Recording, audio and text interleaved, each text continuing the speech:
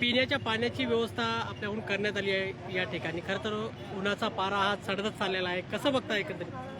काय यावर्षीचं जे ऊन आहे ते खूप जास्त ऊन आहे आणि जे काही सूचना अलर्ट देण्यात आलेले आहेत त्यामध्ये विशेषतः या मागच्या 27 तारखेपासून ते 5 तारखेपर्यंत खूप जास्त ऊन असणार आहे आणि सगळ्यांनी बाहेर पडू नये अशा प्रकारचा इशारा आहे. अशा परिस्थितीमध्ये मी बघितलं की इथल्या ज्या बस स्टँडवरती खूप प्रवाशांची गर्दी असते आणि उन्हामध्ये ते त्या पत्र्याच्या याच्यामध्ये थांबलेले असतात आणि पिण्याच्या पाण्याची विशेषतः थंड पाण्याची खूप गरज असते अशा वेळी उकाड्यामध्ये. तर ती माझ्या लक्षात आल्यामुळं या ठिकाणी एक पानपोळी सुरू करावी असा विचार केला आणि लगेच थंड पाण्याची या ठिकाणी बघा तुम्ही 8-10 जे जार आहेत पाण्याचे जार ठेवलेले आहेत थंड पाणी आणि इथं मंडप टाकलेला आहे. गोष्ट छोटी आहे, काळजी घेण्याचा हेतू आहे त्याच्या पाठीमागं.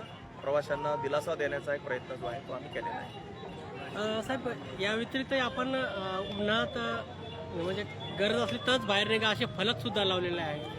होय, कारण उन्हाचा पारा यावर्षी अधिक आहे आणि तो 44 पर्यंत गेलेला आहे. काही वेळा तो 44च्याही पुढे सरकलेला आहे. अशा परिस्थितीमध्ये जे काही कामाच्या धावपळीमध्ये जे माणसं बाहेर पडतात त्यांना लक्षात येत नाही, पण त्यामुळं उष्माघात होण्याची शक्यता असते आणि जी धावपळ झाल्यानंतर जी भोवळ येणे, चक्कर येणे, तब्येत बिघडणं या सगळे प्रकार होण्याची शक्यता आहे. म्हणून एक काळजी घेण्याच्या दृष्टिकोनातून मी सर्वसामान्य नागरिकांना आवाहन केलेलं आहे की उन्हामध्ये शक्यतोवर बाहेर पडू नका आणि पडलं तर मग पाणी जवळ ठेवा, विश्रांती घ्या आणि स्वतःला सांभाळा, हा त्यातला हेतू आहे.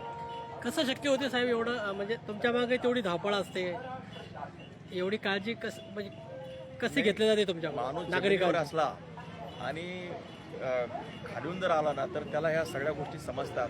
काही इथून जाताना मी ते बघितलं एक दिवस की ऊन खूप आहे आणि माणसं याच्यामध्ये जे होरपळताना दिसले तर त्यांच्यासाठी काहीतरी करावं हा एक भाग होता. आणि जेव्हा बसस्टँड आपलं तयार होतच आहे आता, ते होईपर्यंत किमान एक दिलासा देण्याचा प्रयत्न माझ्या मनामध्ये होता, तो आम्ही पूर्ण केला. नवीन बसस्टँड हे आजच मी त्यांना पत्र देतोय मी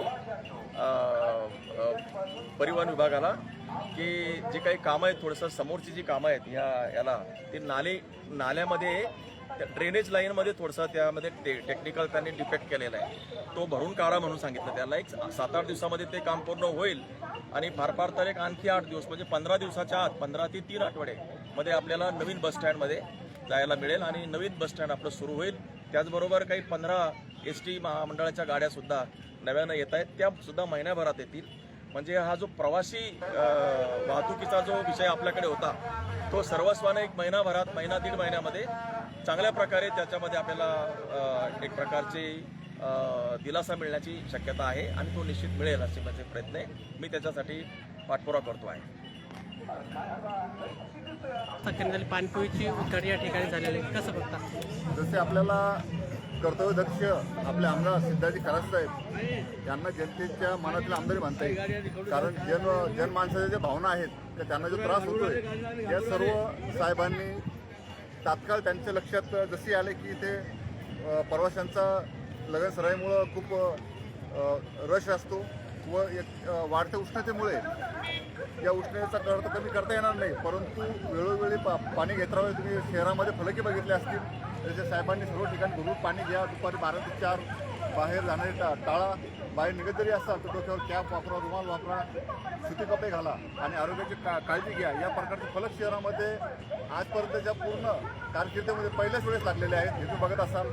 आणि पुणे आमदार महोदयांनी प्रथमच कुठेतरी पाणपोळीची व्यवस्था केली, ही तुम्ही प्रथम बघत असाल.